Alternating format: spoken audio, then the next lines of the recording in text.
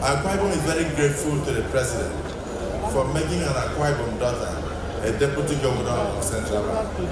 We had this position way back in 1966 or thereabout when our late icon, Dr. Clement Ison, was alive. That was when he was deputy governor of Central Bank of Nigeria. Since then, we waited for over 40 years before we got very close to managing Nigeria's money.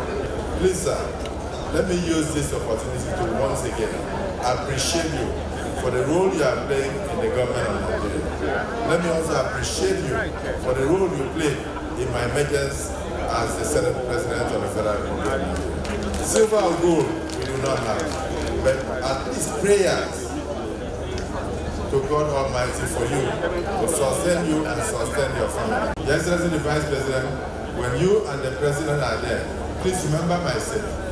All the governor is looking for from the federal government now is just a deep sea port to complement the progress of the state. It's a deep sea port. It's a deep sea port. All the members of the House of Representatives, National Assembly, all of us were behind the governor. Your Excellency, I will support you with all my colleagues in the National Assembly because it is overperforming. Your Excellency, please keep up the good work, particularly now that they are progressive. We won't talk politics today.